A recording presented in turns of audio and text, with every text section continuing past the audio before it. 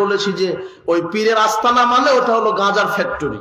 আপনি ওই পীরের জায়গাতে 10 টাকা 500 টাকা মাজারে দান করছেন মানে ওদেরকে গাঁজা কিনে খাওয়ার ব্যবসা করে আপনি ব্যবস্থা করে দিচ্ছেন ওদেরকে।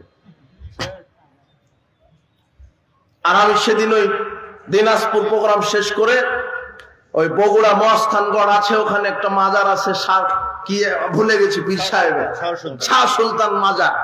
তো আমি গেলাম, ওখানে যে রক্ষী আছে অনেক অনেক কর্মচারী।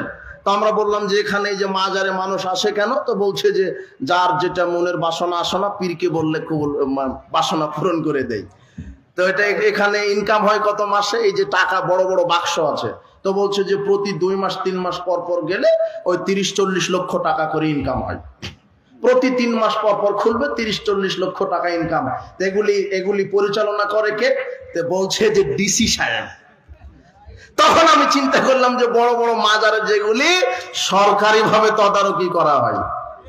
আর এই জন্য আমরা বলেছি যে নেতৃত্বের সংস্কার হতে হবে। এদেশে ডিসি, এসপি, এনএসআই, এমপি, মন্ত্রী, মেম্বার, চেয়ারম্যান, এদের মগজ যদি তাওহীদের আদর্শ দ্বারা ধুলাই করে দেওয়া যায়, এক নিমিষে রাতারাতি পীর মুরিদকে ডিলিট করে দেওয়া সম্ভব হবে ইনশাআল্লাহ। এদেরকে আগে সঠিকটা বুঝাতে হবে, কিন্তু যুবকেরা বুঝতে পারেনি। যুবক, তোমাদেরকে অতন্দ্র প্রহরী হয়ে সামনের দিকে এগোতে হবে।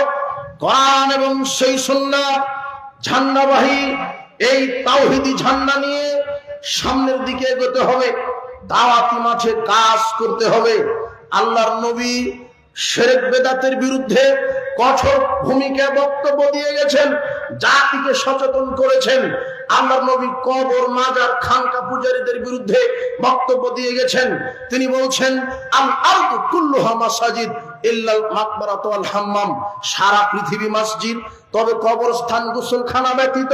তিনি বলছেন নাহা রাসূলুল্লাহ সাল্লাল্লাহু আলাইহি ওয়াসাল্লাম আনিস সালাতে বাইনাল কুবুরে, আমি মুহাম্মদ সাল্লাল্লাহু আলাইহি ওয়াসাল্লাম কবরস্থানে সালাত আদায় করা নিষেধ করে গেলাম। আপনি দেখেন যত পীর মাজার আছে আর অধিকাংশ মসজিদ কবর কেন্দ্রিক মসজিদ। মানুষের আকীদা যে আল্লাহকে সেজদা দিব আর মনের আশা বাসনা পূরণের জন্য পীরের মাজারে চাইবো, এটা হলো মানুষের আকীদা। অধিকাংশ মাজার মসজিদ কেন্দ্র করে মাজার নির্মাণ করা হয়েছে। 100 বছর পূর্বে মারা গেছে মানুষ, তাকে পুঁতে রেখে তার নামে মাজার তৈরি করা হয়েছে। যার নামে মাজার তৈরি করা হয়েছে সেও জানে না যে আমাকে পূজা করা হয়, সেও জানে না যে আমাকে পূজা করা হয়।